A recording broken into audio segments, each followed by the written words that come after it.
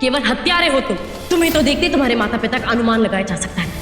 वो भी अवश्य तुम्हारी तरह स्वार्थी और क्रूर रहे होंगे, इसीलिए पिता महाराज ने उन्हें मार दिया, तुम्हारी माँ को बंदी बना के रखा।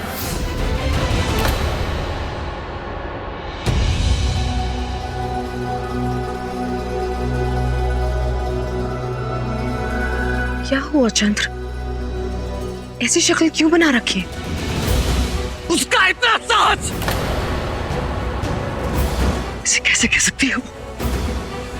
किसी को कोई अधिकार नहीं है मेरे परिवार के बारे में कुछ भी कहने का। इन लोगों ने मेरे परिवार के साथ इतना कुछ किया, उसके बाद भी मैंने इन्हें हमारे महल में रहने दिया। मैंने इसे, इसकी माँ को, उसकी भाभी को, किसी को कष्ट नहीं आने दिया। शांत हो जाओ चंद्र, उसके बारे में सोचकर अपना मन खराब मत करो। मैं हूं ना तुम्हारे करीब। और वैसे भी ये सब तो होना ही था। वो हमारे शत्रु की बेटी जो है, उसके बारे में सोचकर तुम अपना वक्त जाया मत करो चंद्र।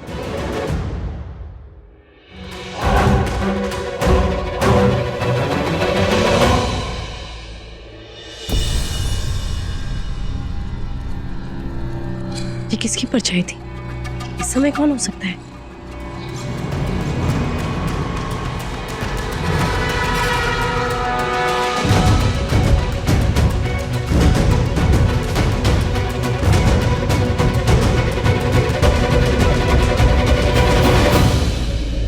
ये कौन है जो इतनी रात को इस तरह छिपकर मंदिर की ओर जा रहा है?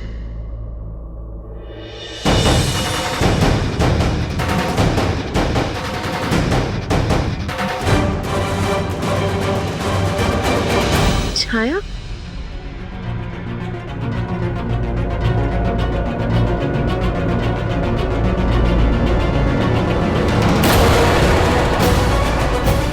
सत्या, कितना समय हो गया ना हमें मिले हुए। पहले कैसे हम रोज मिला करते थे, परंतु जब से चंद्र ने राजगद्दी संभाली है तब से। अब इस बातें छिपकर मिलना ठीक नहीं है।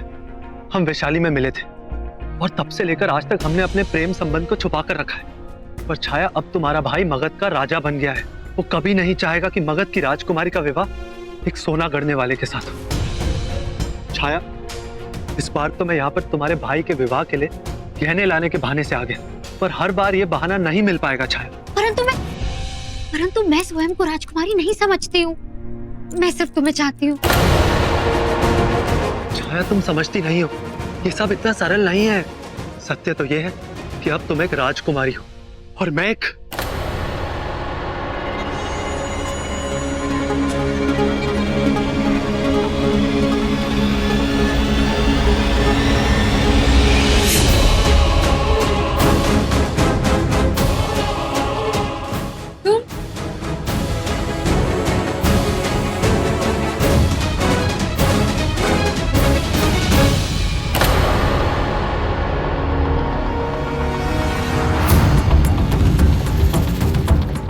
चंद्र के राजा बनने से पूर्व मैं और सत्या साथ कार्य करते थे। अब फिर चाहने लगे एक दूसरे को, परंतु तुम इससे ऐसे छिप छिप कर क्यों मिल रही हो? यदि तुम इससे विवाह करना चाहती हो तो अपने भाई से बोल दो, वो अपनी बहन की बात नहीं टालेगा। वो नहीं समझेगा। क्यों नहीं समझेगा? क्योंकि उसे घृणा की परिभाषा आती है। प्रेम क्या होता है वो नहीं समझता है। वो केवल युद्ध करना जानता है, प्रतिशोध लेना जानता है। प्यार क्या होता है वो इससे अपरिचित है। यदि वो समझ भी गया तो क्या होगा? वही जो आचार्य चाणक्य चाहते हैं, और उनके लिए कूटनीति और साम्राज्य से बढ़कर कुछ नहीं है। और वो तो यही चाहेंगे कि चंद्र मेरा विवाह किसी राजवंश में करा दे, ताकि मगध की ताकत और बढ़ सके, और फिर मेरा विवाह भी एक राजनीतिक समझौता बन के रह जाएगा। नंदिनी, तुम किसी को बात मत बताना। यदि आचार्य को ये ज्ञात हो गया तो वो सत्य की हत्या भी करवा सकते। क्या? तुम ये बात किसी को मत बताना। ठीक है, मैं किसी से कुछ नहीं कहूंगी। क्या तुम्हें कभी किसी से प्रेम हुआ है?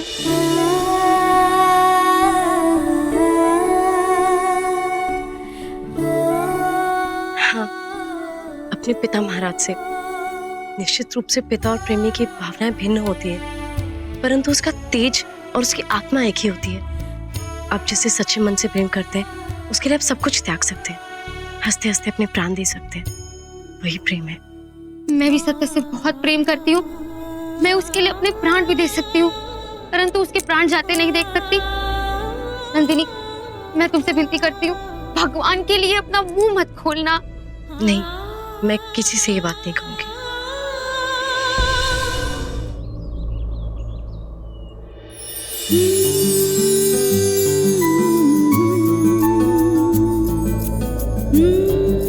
ये दासी सैनिक की आरती क्यों उतार रही है? आप दिन रात यहाँ पहरा देकर हमारे और हमारे महल की रक्षा करते हैं, इसलिए आज रक्षाबंधन के दिन मैं आपको राखी बांध रही हूँ। एक समय था जब मेरे आगे एक साथ 9 कलाइयां आगे आती थी राखी बंधवाने के लिए, परंतु आज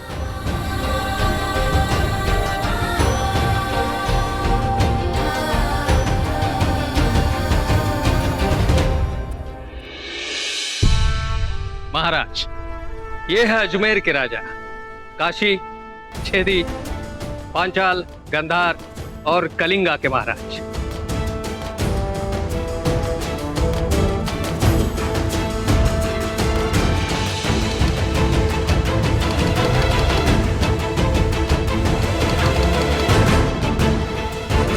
आचार्य,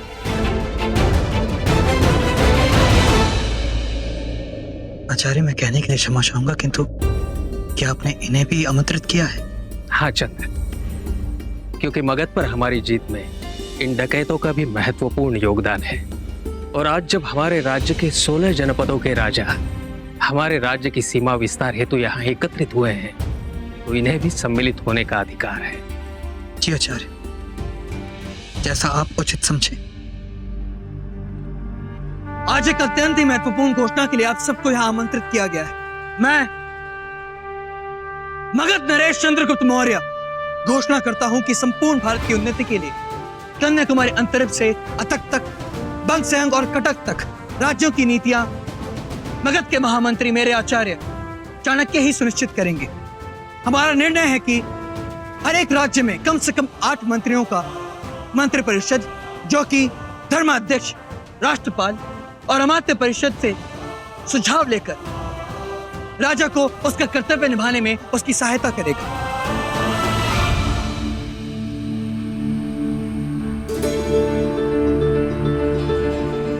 महाराज की जय हो। महाराज, राजकुमारी छाया आपसे भेंट करना चाहती हैं। परंतु क्यों मैं भीतर नहीं जा सकती? आज रक्षाबंधन है और मैं अपने भाई से मिलना चाहती हूँ। क्षमा करिए रानी, परंतु हमें आदेश मिले हैं, आप भीतर प्रवेश नहीं कर सकती। तुम जानते हो तुम किससे बात कर रहे हो? मैं मगध की रानी हूँ और मुझे मेरे भाई के हाथ में राखी बांधने का पूरा अधिकार है। क्षमा कीजिए, मैं तो महाराज की आज्ञा का पालन कर अपना कर्तव्य निभा रहा हूँ। राजाज्ञा नहीं है। पुराने राजा के वंश का कोई भी, बालक हो या बड़ा, इनसे नहीं मिल सकता।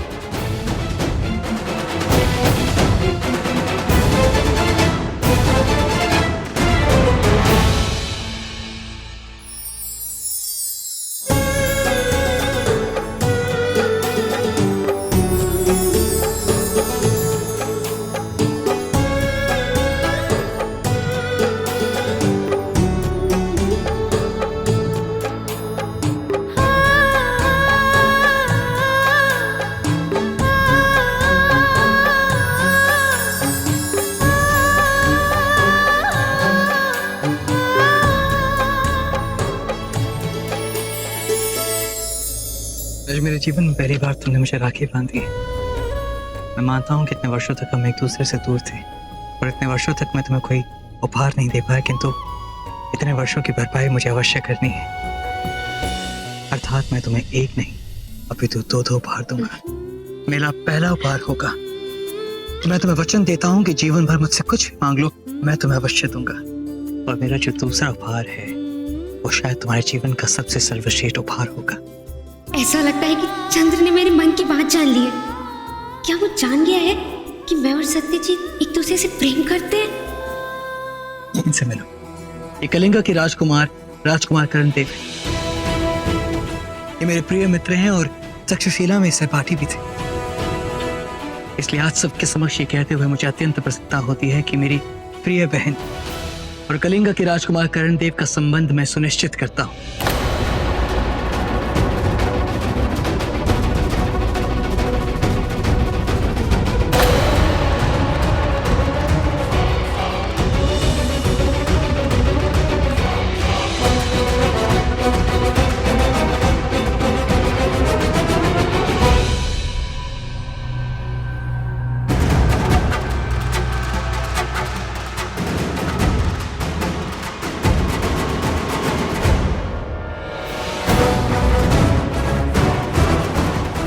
तुम बिना अनुमति के यहाँ कैसे आई?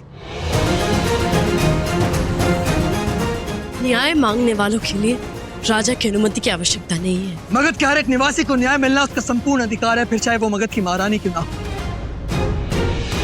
किंतु उचित समय का ध्यान देना आवश्यक होता है महारानी। हमारे राज्य में हर सप्ताह न्याय सभा लगती है जहाँ प्रार्थी की सुनी जाती है। तुम चाहो तो उस समय आ सकती हो। नहीं, आपको मेरी प्रार्थना सुननी होगी अभी और इसी समय, क्योंकि यदि ये समय बीत गया तो फिर आपके न्याय का कोई अर्थ ही नहीं होगा। आप मेरी प्रार्थना आज और अभी सुनेंगे।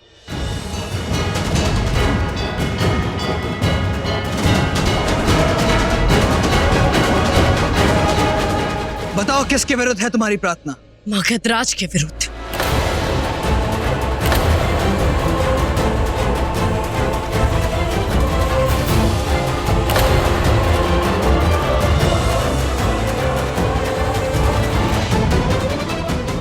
शांत। बताओ ऐसा क्या अन्याय किया है मगध नरेश ने? अन्याय? जब महाराजा की बहन उसे राखी बांध सकती है तो फिर मैं अपने भाई को राखी क्यों नहीं बांध सकती? क्योंकि तुम्हारा भाई केवल तुम्हारा भाई नहीं, वो राज्य का शत्रु है, विद्रोही है, और एक विद्रोही से मिलने की अनुमति किसी को नहीं है। ये कैसा नियम है? राजा की बहन उसे राखी बांध सकती है परंतु राजा की पत्नी अपने भाई को राखी नहीं बांध सकती। अगर मेरा भाई विद्रोही, उसका दंड मुझे क्यों मिल रहा है? एक बहन अपने भाई को राखी बांध सकती है, ये उसका पूरा अधिकार है। मुझे अच्छी तरीके से स्मरण है, जब पिता महाराज का ये राज्य था तो हर स्त्री को सम्मान मिलता था, उसके अधिकार कभी छीने नहीं जाते थे। लज्जा आती है मुझे कि उसी मगध में स्त्री का अधिकार छीना गया है।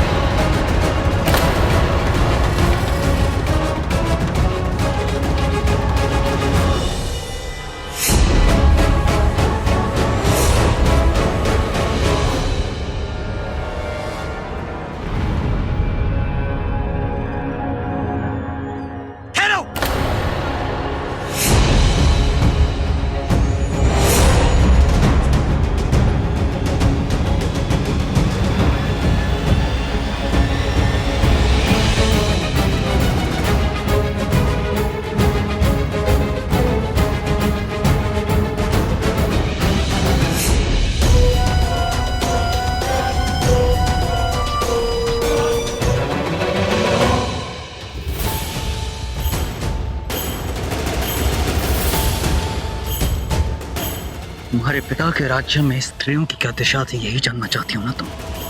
तो जाओ जाकर मिलो मेरी माँ से, तब तुम्हें ज्ञात होगा कि किस प्रकार तुम्हारे ही पिता ने वर्षों तक अत्याचार किया उस पर। यही जानना चाहती हो ना कि क्या क्या अधिकार मिले स्त्रियों को? तो जाओ जाकर मिलो मेरी बहन से, तब तुम्हें ज्ञात होगा कि आज जीवन में पहली बार उसने अपने भाई के हाथ पर राखी बांधी, जिस अधिकार से वर्षों तक वो वंचित थी, केवल और केवल तुम्हारे पिता के कारण। एक बात और नंदिनी, तुम एक राजा की पत्नी हो और एक राजा की पुत्री थी, तो तुम्हें भली बात ज्ञात होना चाहिए कि किस प्रकार एक राजा के साथ बर्ताव करना चाहिए, कि किस प्रकार भरी सभा में सम्मान सहित उसे संबोधित करना चाहिए। आज तुमने भरी सभा में मुझसे एक प्रश्न किया, उसका उत्तर मैंने तुम्हें भले ही ना दिया। तुम्हारे सम्मान के लिए ही मैं वहां चुप रहा। मैंने तुम्हारे सम्मान के लिए सबके सामने विनती की। देखो नंदिनी, तुम्हारे पिता भले एक अच्छे पिता रहे होंगे किंतु वो प्रजा के लिए कभी भी एक अच्छे राजा नहीं थे, इसलिए भविष्य में कभी भी मेरी तुलना उनसे मत करना, क्योंकि मैंने अपनी प्रजा को वचन दिया है कि चाहे कुछ भी हो जाए, मेरी प्रजा में हर एक निवासी को समान रूप से न्याय मिलेगा। इसलिए आज मैं तुम्हें रोकूंगा नहीं, आज मैं तुम्हें अनुमति दूंगा कि तुम जाओ, जाकर अपने भाई की कलाई पर राखी बांधो, किंतु इस कारण नहीं कि तुमने भरी सभा में तमाशा किया, अभी तो इस कारण कि भारतीय परंपरा के अनुसार हर एक रिश्ते का अलग महत्व होता है, फिर चाहे किसी का भाई एक राजद्रोही क्यों ना हो।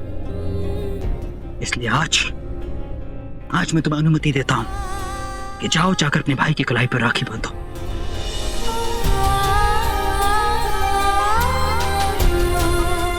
इन्हें इनके विद्रोही भाई से मिलने दिया जाए।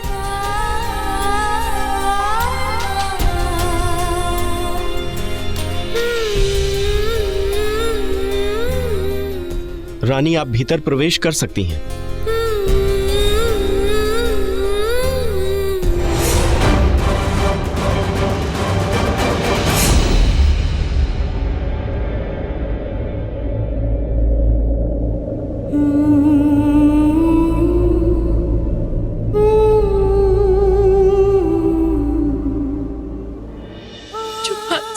मेरे सर पर मेरी रक्षा के लिए रहा करते थे, उसकी आज ये दशा।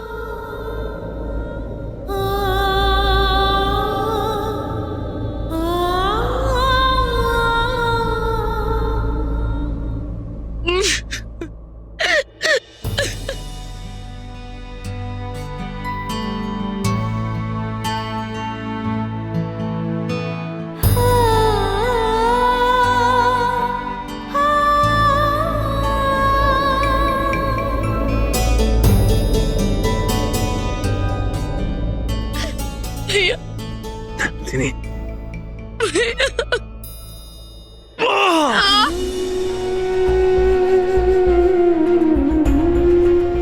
नंदिनी,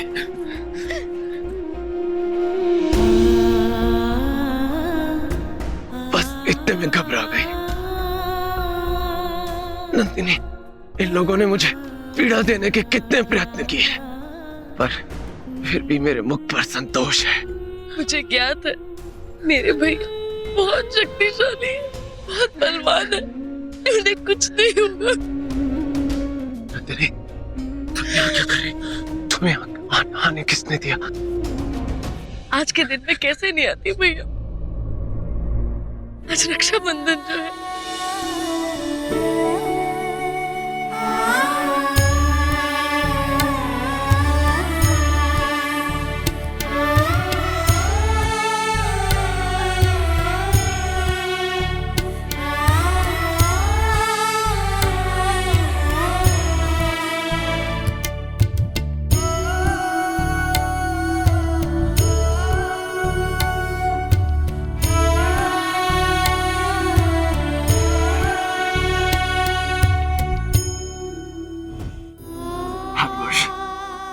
मैं अपने सभी भाइयों से कितने उपहार भेंट में मिलते थे, और तुम उन उपहारों को देखकर कितना प्रसन्न हुआ करती थी।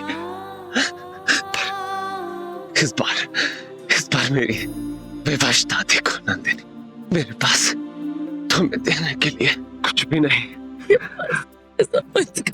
इस बार मैं तुम्हें एक ऐसा उपहार दूंगा, ऐसा उपहार तुम्हें आज तक किसी ने नहीं दिया होगा। नंदिनी, एक सूचना है। नंदिनी, पिता महाराज जीवित है। मैं जानती हूँ भैया, मुझे ज्ञात है कि पिता महाराज जीवित है। तुम्हें किसने बताया? हेलेना ने। अर्थात चंद्र को भी ये पता चल जाएगा, और फिर वो अपनी सेना को पिता महाराज को खोजने के लिए भेज देगा। नहीं नंदिनी, ऐसा नहीं होने दूंगा। पिता महाराज को इस बात का ज्ञात नहीं है कि ये सूचना महल में फैल चुकी है। तुम्हें मेरा साथ देना होगा नंदिनी। भैया शांत हो जाओ भैया, ये बात किसी को पता नहीं चलेगा कि पिता महाराज जीवित है। ये तुम कैसी बात कर रही हो नंदिनी? हेलेना चंद्र की पत्नी है, और आज नहीं तो कल वो चंद्र को सब कुछ बता देगी। नहीं, नंदिनी, मेरे पास केवल एक ही उपाय है। इससे पहले कि चंद्र को कुछ पता चले और वो पिता महाराज तक पहुंचे, तुम्हें मुझे यहाँ से निकलवाना होगा। नंदिनी, कुछ तो बोलो, तुम मौन क्यों? नंदिनी, तुम मुझे यहाँ से निकलवाओगी ना? नंदिनी, ये मेरे तुम्हारे या पिता महाराज के जीवन का विषय नहीं, परंतु महल में बंदी बनी हमारी परिवार की स्त्रियों के जीवन का प्रश्न है। मुझे तुम किसी भी प्रकार से यहाँ से निकलवाओ नंदिनी, और फिर मैं तुम सबको यहाँ से मुक्त करवाऊंगा नंदिनी। ये तुम्हारे भाई का वचन है, बस मेरी सहायता करो नंदिनी, मुझे वचन दो। तुम करोगे ना नंदिनी? हाँ भैया, मैं आपको वचन देती हूँ कि मैं पिता महाराज और हमारे परिवार को बचाने के लिए कुछ भी करूंगी। केवल मैं एक उचित समय की प्रतीक्षा कर रही हूँ।